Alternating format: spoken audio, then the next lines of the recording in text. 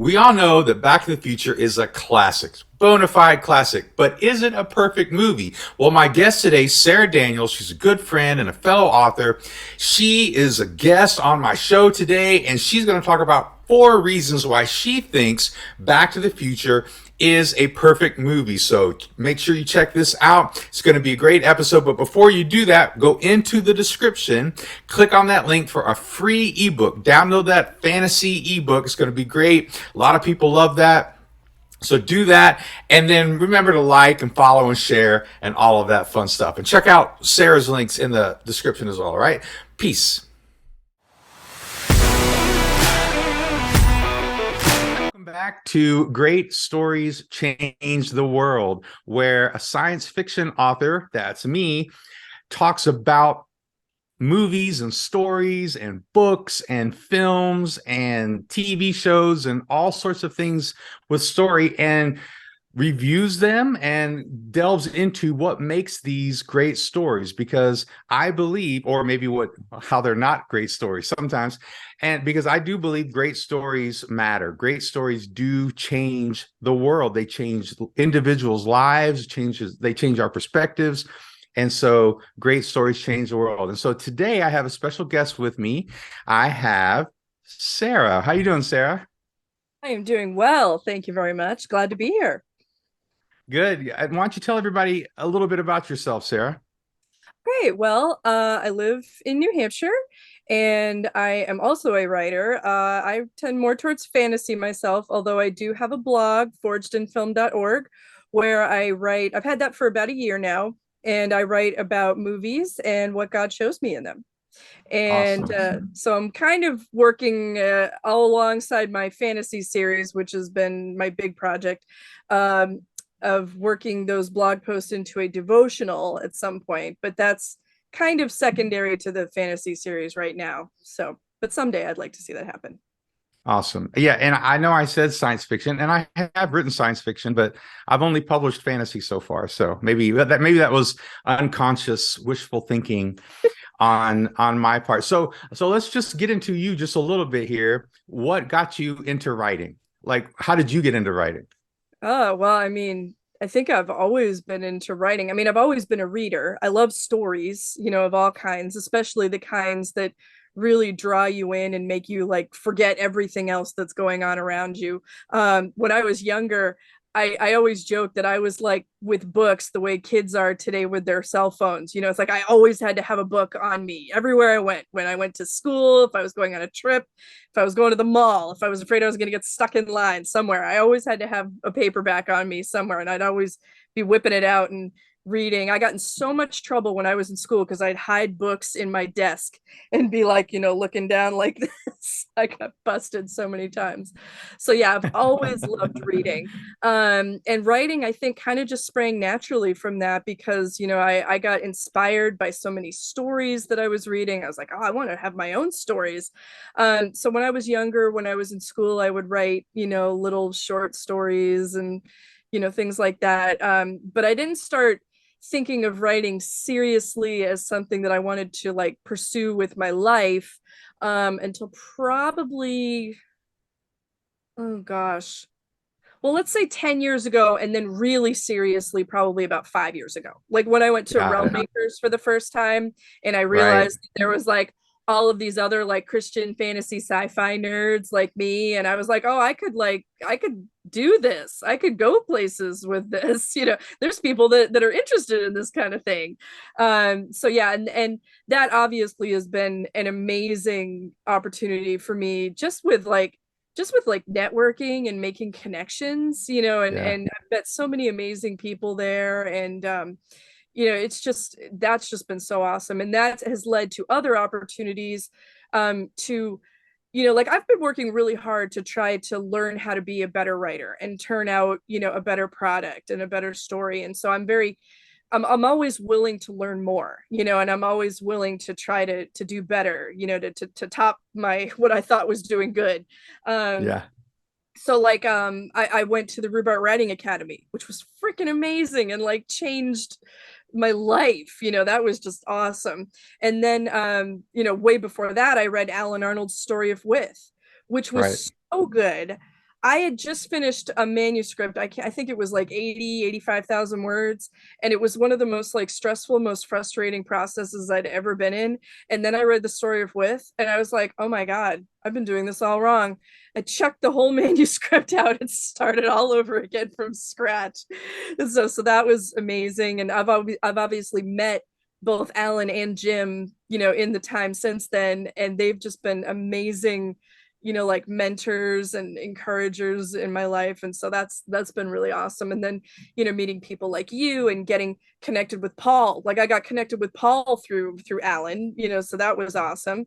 And then making really good friends like my friend Josh Chad, who now coaches me with my writing. So yeah, it's been a really awesome journey. Like the past 5 years, it's just been like quantum leaps forward in my writing journey. So yeah, it's been very awesome. Yeah, and I would think most 90%, 99%, somewhere in there, somewhere in the 90s, of writers would talk about their love of reading came first.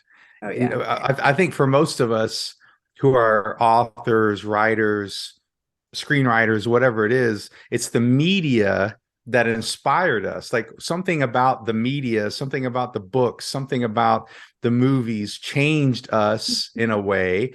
And then that light comes on at some point. For you, it was maybe 5 or 10 years ago for real to get serious about it. But for me, it was second grade when I was getting in trouble, and my second grade teacher was like, I had nothing to do because I was done with all my work. I'd made an A on everything. So I got 100 on stuff. So everyone else was retaking tests and I'm just sitting there getting in trouble because I don't have anything to do. And I'm a second grade boy. And she said, Britt, why don't you write me a story? And something in my brain clicked because I was like, wait, I could write this stuff like this, because it seems so beyond you, right? Yeah. These books come out of nowhere, these movies come out of nowhere, and then you start to realize, like we'll talk about today, like all this stuff is involved, and in Yeah. creating great stories that we deal with and inspire us. So I'm totally Obviously, with you.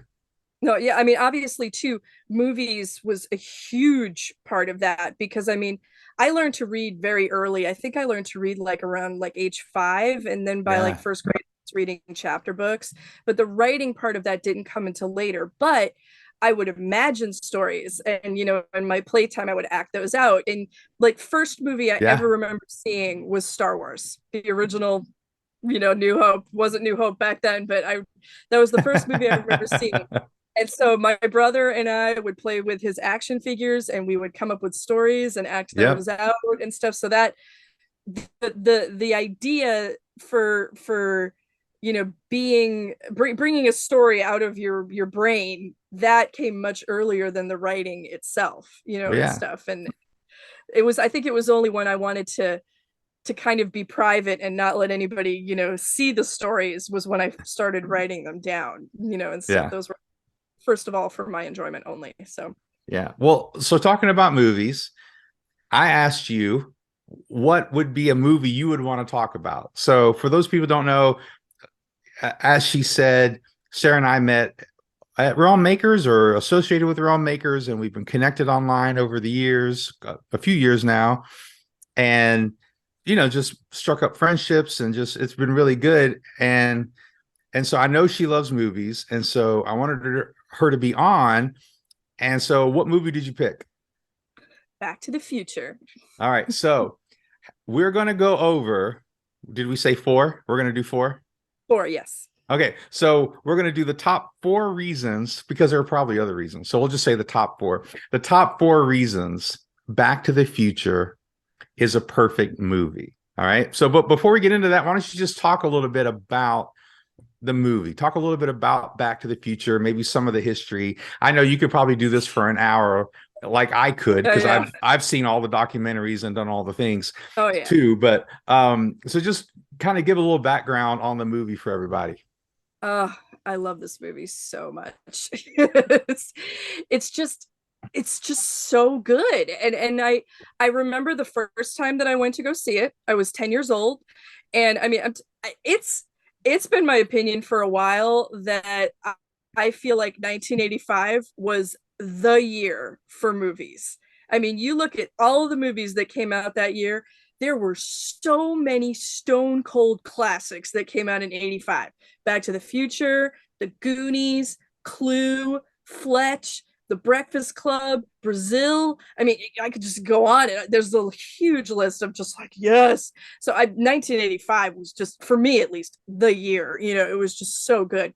But yeah, so I remember going to see it for the first time and just being like so enthralled. And I feel one of the reasons I get into the reasons later, but I feel like it's a perfect movie because it's just got something for everybody. I mean, it's got comedy, it's got romance, it's got drama, it's got Yeah. suspense. It's just it's great. It's just so great. And it's a very simple story. Like it's not a very complicated, in-depth story that you've got to be paying attention to all these little details to be able to follow. I mean, there are fun little things that you can pick out where you're like, oh, hey, but you don't have to be focused on those things to enjoy the story as it's going. I mean, basically, it's a normal, everyday teenager who happens to be friends with this guy who's kind of a little bit of a mad scientist. This guy, scientist, invents a time machine through a snafu. This guy Marty, the teenager, winds up going back to the 50s, 30 years, in the past, and winds up meeting his parents, disrupting the moment when they were supposed to fall in love with each other. And so then he's got like a double problem. He has to figure out how to get back to 1985 and how to get his parents to correctly fall in love with each other. Otherwise, he ceases to exist. And Right. so, that's basically it. And it's just, yeah, it's a fun movie. It's just so much fun. And I love how it's just been like immersed into our culture. It's just like you could literally go, hello, anybody home? And people will know exactly what that is from. Yeah. You're a Well, slacker. You're a slacker. well, they, so for people who haven't watched a lot of the material and documentaries like you and I have, I think it was Zemeckis or somebody, basically, whoever wrote the screenplay, what was it, Zemeckis? Somebody basically had the Zemeckis idea. and Gale, the Yeah. Bobs. Maybe Bob Gale, but one of those guys had the idea, just a really simple idea of what would it be like to go back in time and meet your parents, or your dad specifically was his idea, Yeah. at your age. Like, what would that have been like? And that's such a universal, you're right, it's such a simple idea, but that simple fantasy, it's kind of universal, right? Like, like to think about our parents when they were kids, like it seems so weird, and yet there's a fascination to that. And of course they play with that in the movie. And you and I were talking about it before we started recording, about how like there were so many mess ups and there's so much going wrong with this movie, and you see that in a lot of classics. Most classics, if you get into the story behind them, they don't go, everything worked out perfectly, everyone did exactly what they were supposed to do. Like, there's always this drama, there's always this it almost didn't happen Yeah. sort of idea. And from the casting, and the casting of Marty was really central, because Michael J. Fox was a huge star on TV, Family Ties. I used to watch him. Yeah. And so we all love Michael J. Fox, but he wasn't the original cast. So when they realized Eric Stoltz, who was an amazing actor, he just wasn't right for this, when he wasn't working, and they basically had to reshoot almost the whole movie, definitely the parts he was in. But what a great cast decision, like the perfect. And so there's just so much to the background. And it just encourage people, as we get into the 4 reasons why it's so great, don't give up. I just encourage, you and me sometimes, is, even though people might say, well, you're already published and you got a book coming out in October, and like, what do you have to complain about? But we all get to those moments of frustration and like, oh, this isn't working and it's not going to work for me. And we get discouraged. And it just goes to show, man, if you'll just push through, it might just take one or two of those things that kind of end up lining up. But what for something great to happen. And that's kind of what you have in this movie. And I just really encourage people, you know, to go into some of these backgrounds of some of these movies and stories that they like, because I think you'll see that this wasn't like magic, like it just automatically happened. You know, there's all sorts of hard work, sometimes for years, decades, Yep. before something really takes place. All right. So what's the first reason? What's one of your reasons, one of the four, why Back to the Future is a perfect movie? Okay, my number one reason, and this is gonna sound funny because it may not to some people think be like number one, but the soundtrack is number one for me because oh my god, it's so good, it's so epic, and to this day it still like gives me goosebumps and chills. It's so like orchestrated, and it's just genius. I got to give it up for Alan Silvestri, and he's not one of those huge composers, like Hans You're right. Zimmer or Horner or John Williams or something like that. He's done stuff. I mean, like, he did Romancing the Stone, another Bob Zemeckis movie. He's done several of his movies, I think, actually. He did some Marvel Cinematic Universe stuff, so he's done things and stuff. But I feel like the soundtrack for Back to the Future, it's like for like Star Wars, it's like you start playing it and people immediately know what it's from, and it works so perfectly with everything that's going on. And it's funny because it is such an epic soundtrack. You wouldn't expect something like that to go with this like comedy, like funny sci-fi movie, like, but it just adds this whole extra level to it, and it really like helps draw you in more to the story, and you're feeling for Marty. Oh my god, I was rewatching it the other night, to prep for this, and the part where he's at the end where he's racing down the street and Doc's trying to get the thing plugged in so that it'll work when the lightning strikes, and the swell of it. I mean, I'm getting goosebumps right now just like thinking about it and stuff, but it's just so powerful, and you're like, oh my god, is he gonna make it? And then he does, and it's just like, yes. So yeah, soundtrack is amazing. So, and not just the orchestrated stuff, then you throw in the Huey Lewis songs, which are again freaking amazing, and again, play them anywhere and people will know exactly what it's from, so yeah, soundtrack number one for me, 100%. Yeah, the soundtrack, I totally agree, is on par with anything John Williams or any of those guys did, because it's so recognizable. It fits so well. It has that epic nature to it, definitely. But there's also, it's almost like a fun epic. Like, I don't know how he wrote that. Like, he wrote like this fun epic tune, and it totally fits. And as far as Huey Lewis and the News is concerned, The Power of Love was their first number one hit. Like, they had a lot of hits, but they had never gone number one yet. And they put out the song and the video. I don't know if you know this, but the song and the video before the movie came out, because the Oh movie no, was I didn't know that. delayed or something. So they went ahead and put the MTV, back when MTV played music, Yeah. and put the video out.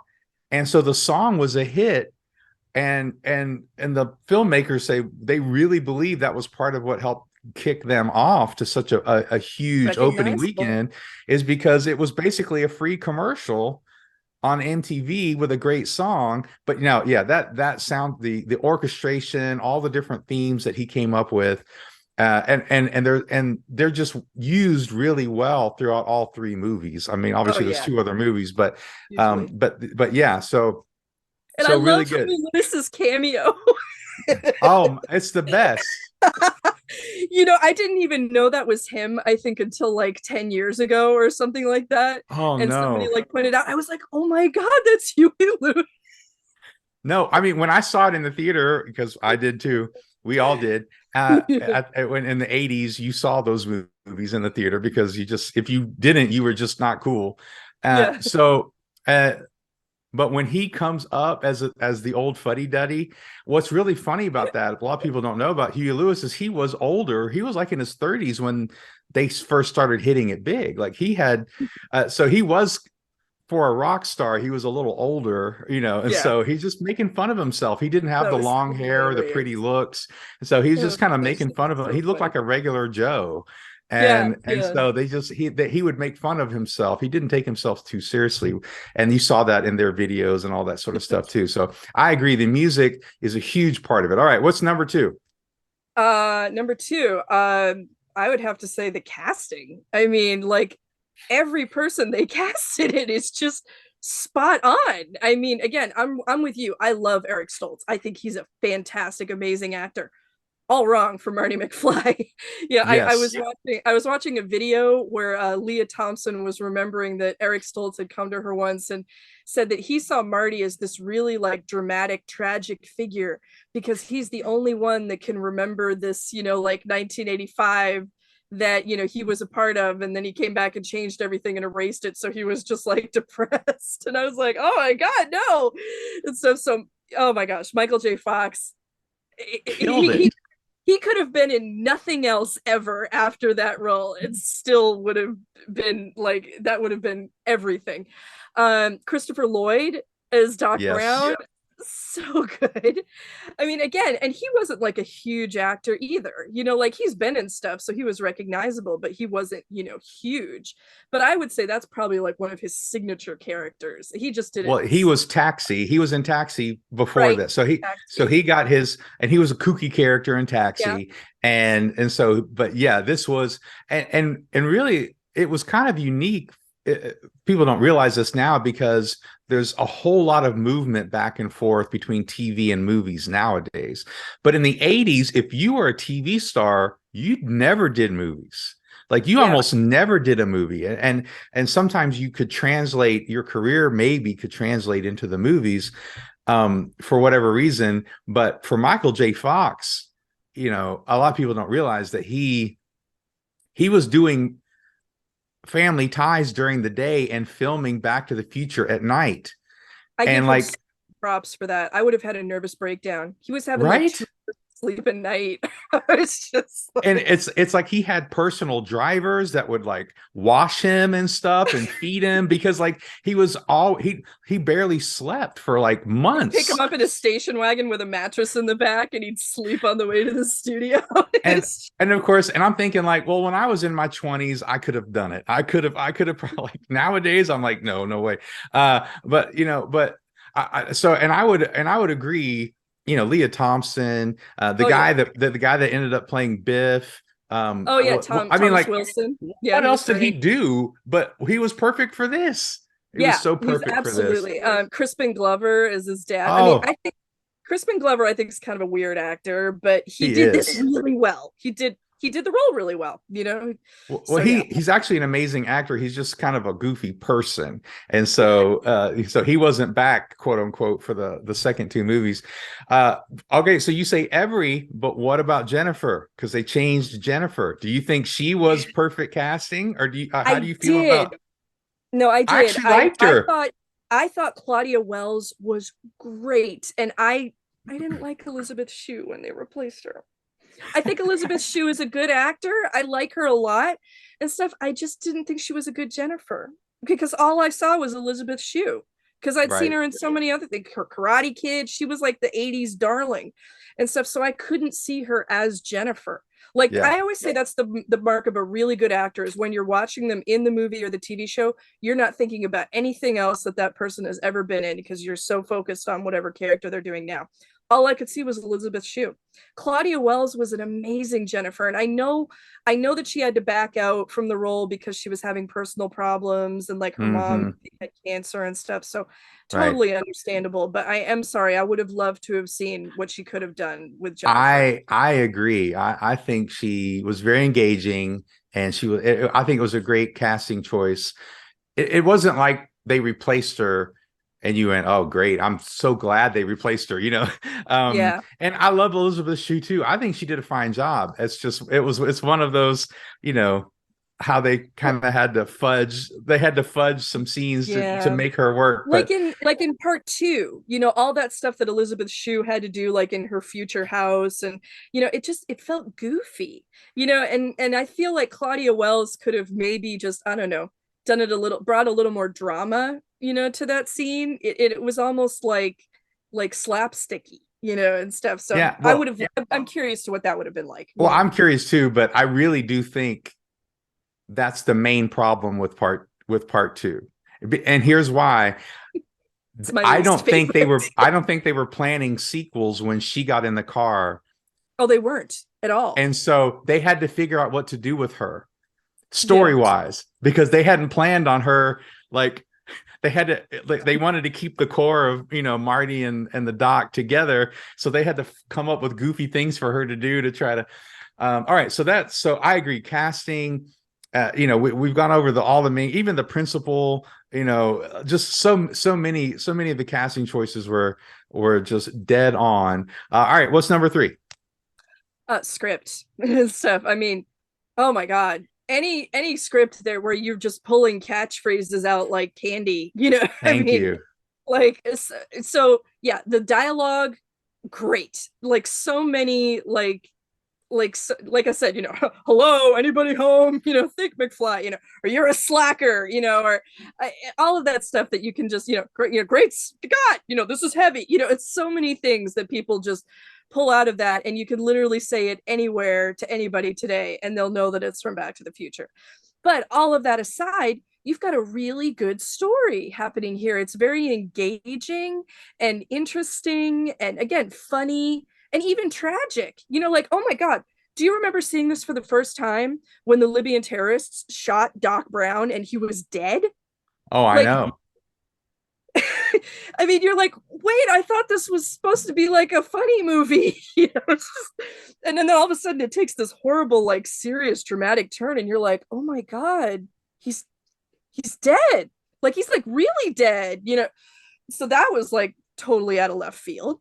Yeah, but then again, it comes back to like there's real romance in there, like between Marty and Jennifer and George and Lorraine, especially towards the end when he socks Biff, and you see them reach this like whole new level in their relationship that they never had in the first time around, so that was really awesome.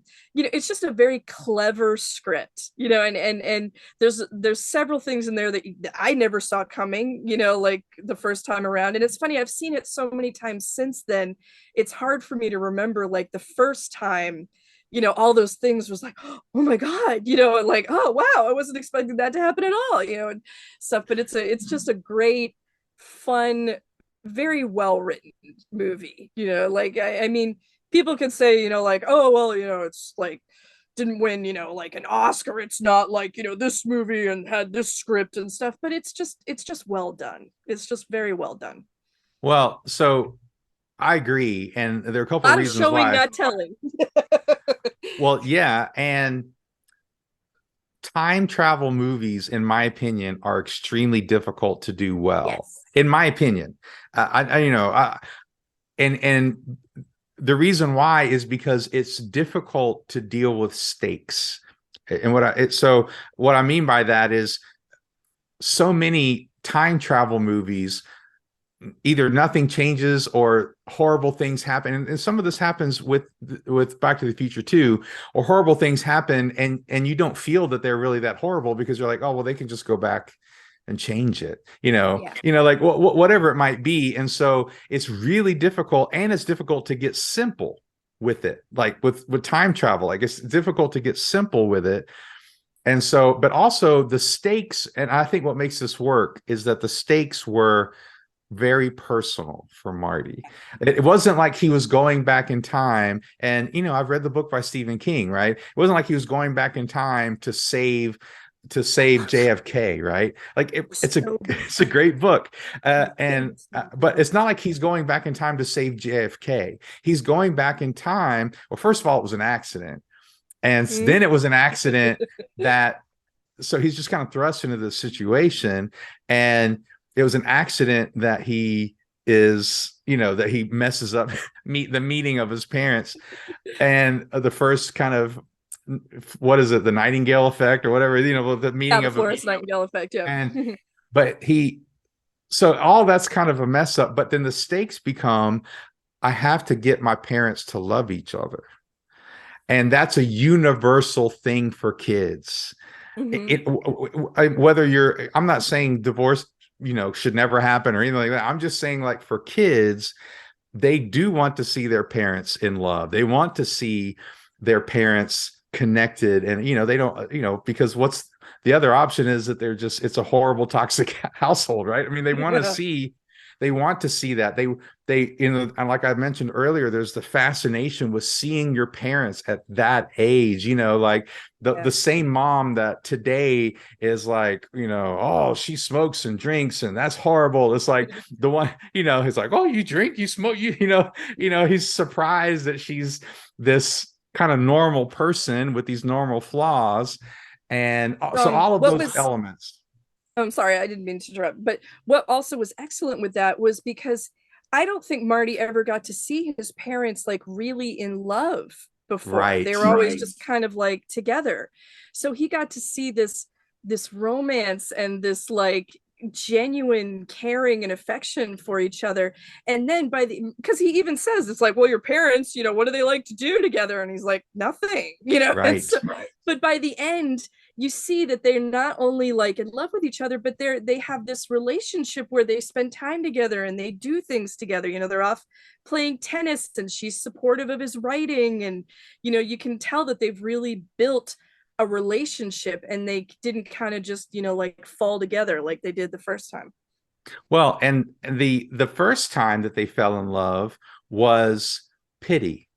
Yes. Yeah. And the second time he's her hero.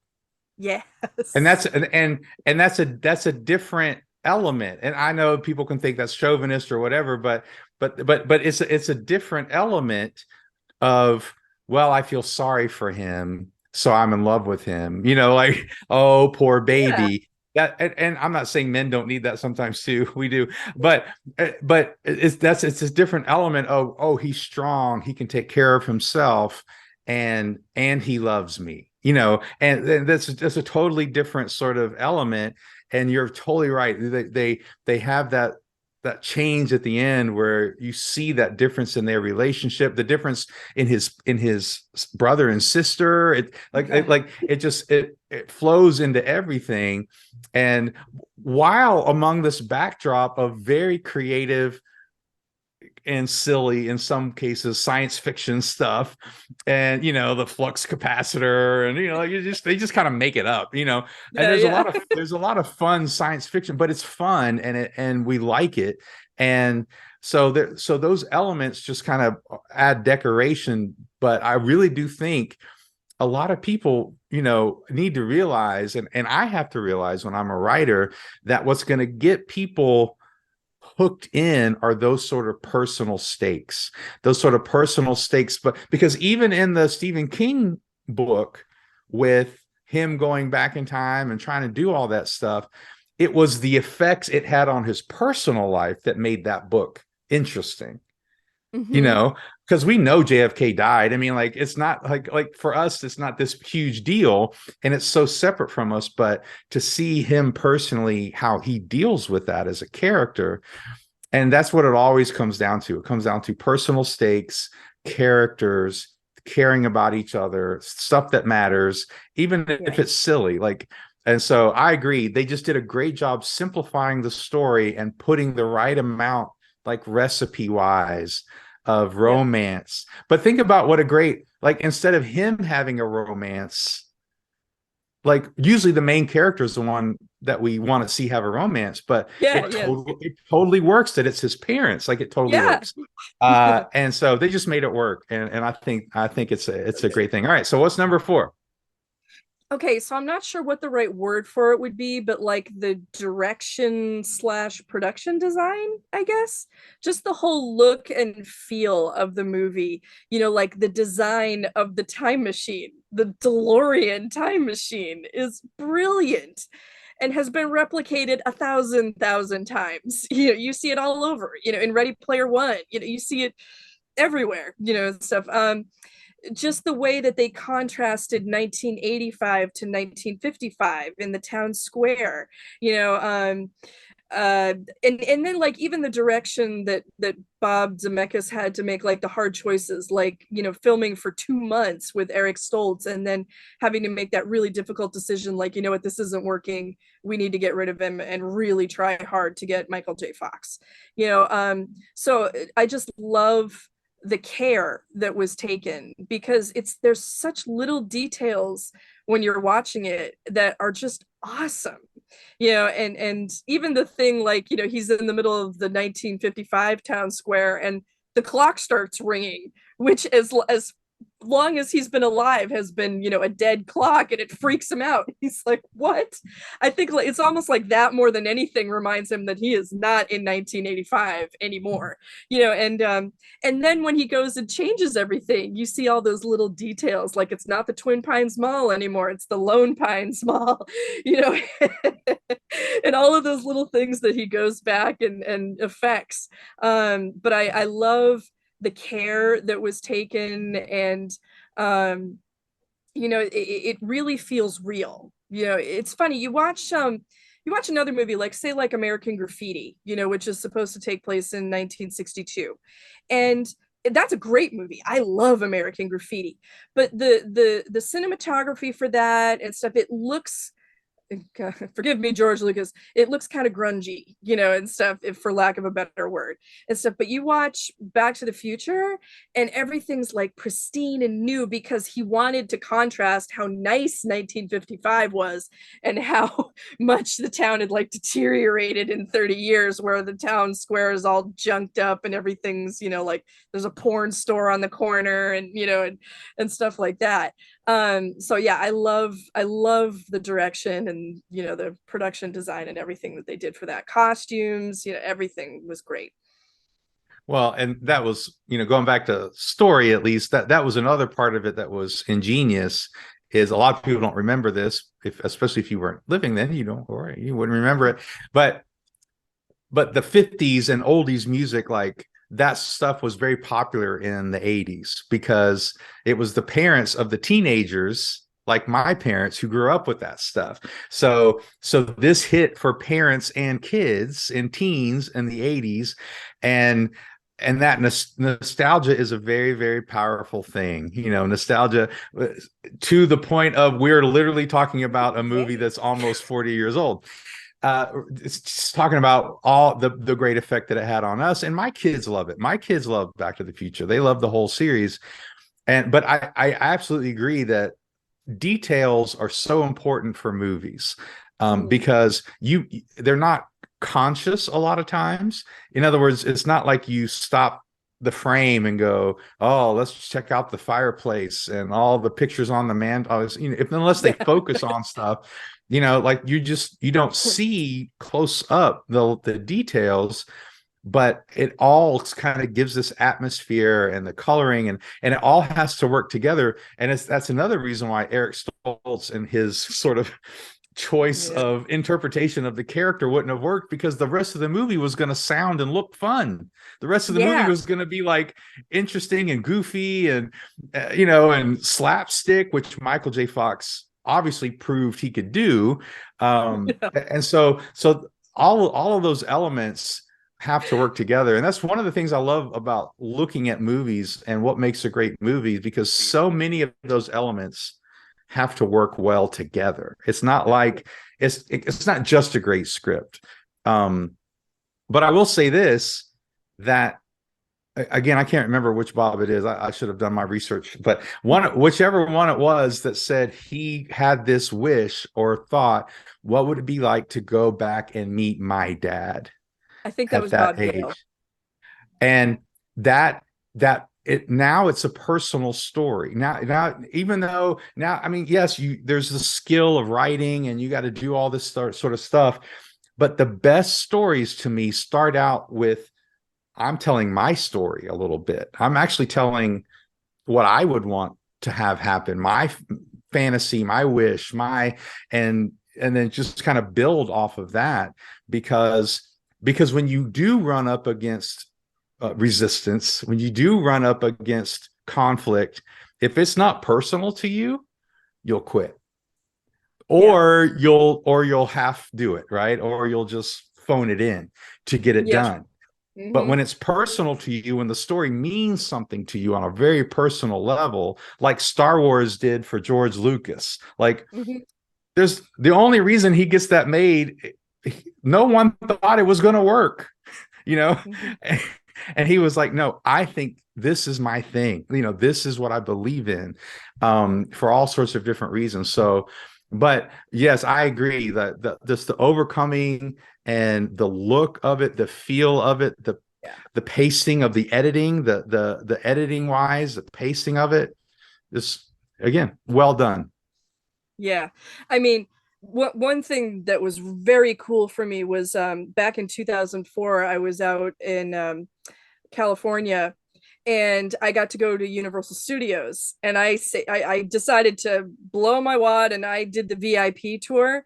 So not only did I see the one of the DeLoreans that they used in the movie, I got my picture standing next to it. I saw Biff's car, and I got to go and stand in Courthouse Square in front of the courthouse, and got my picture taken there, and walk around the square a little bit. And we saw the Lion Estates things that go in front of the lions that go in front of Marty's neighborhood. So to having seen those dozens of times on the screen, to be able Right. to go and touch them was really really cool. That was That's just really awesome. that's awesome. Well, that's Back to the Future. The top four, because we could probably continue to talk about some different things with Back to the Future, but the top four reasons why Back to the Future is a perfect movie. If you agree or disagree with this, put it in the comments, and remember to check out the description. There's some great links in there. I'm going to put the Forged in Film link in Nice. there, into the description. Anything else you'd like to kind of add before we kind of wrap up here?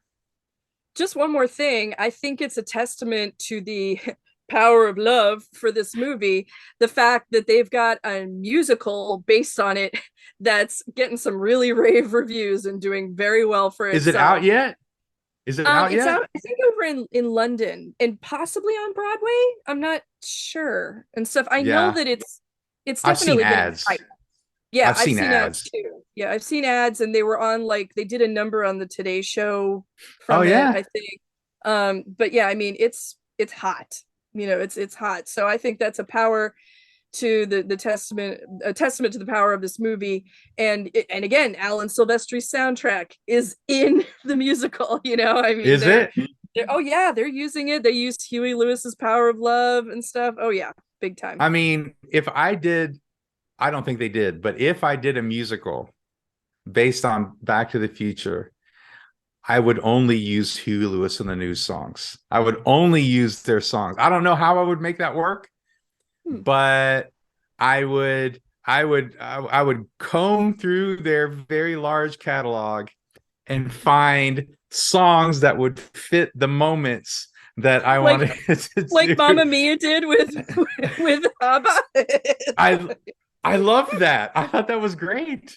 That I was loved funny. Mamma Mia, and mainly because a lot of people are going to think I'm stupid now, because ABBA is a guilty pleasure of mine.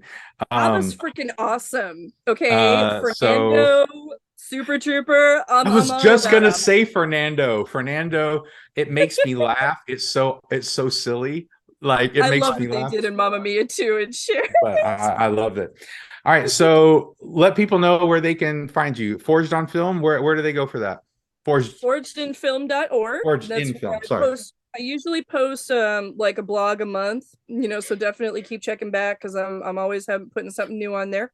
If you want a little bit more extra, I have a Forged in Film Facebook group that you can just go to on Facebook, search Forged in Film. It's right there. I post multiple times a week. I've got a movie trailer Monday, a trivia Tuesday, a wordy Wednesday, and then every so often I'll have a throwback Thursday and a fellowship in film Friday. So I'm always posting on there and it's lots of fun, just little bits of trivia and movie fun stuff. So Yeah. Yeah. You guys should check it out because she does a great job with the you do a great job with the quotes and then connecting them with certain things and the and you wordy Wednesday.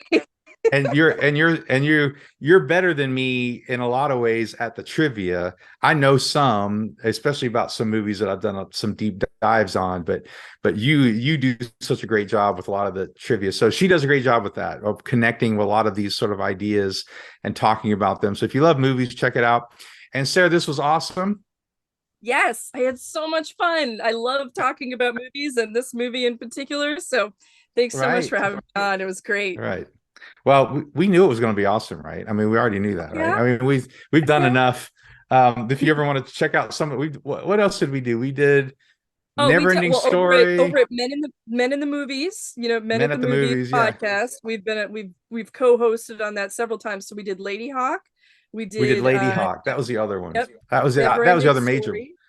Never Ending Story. Just those two, I think we did. This was so good. But so because I am also, as you can tell, an '80s movies fiend. Oh yeah. There's several times you take movies for on Men at the Movies, and I was like, was that Sarah? And he was like, yep. I was like, I I figured. do the same thing. I say to Paul, I'm like, oh man, break out my movie. All right. Well, everybody, go into the comments, leave a comment about what you thought about what you think about Back to the Future, if you got any problems with it or if you love it too. And remember to like, follow, share, all of that fun stuff. All right. Until next time, peace out.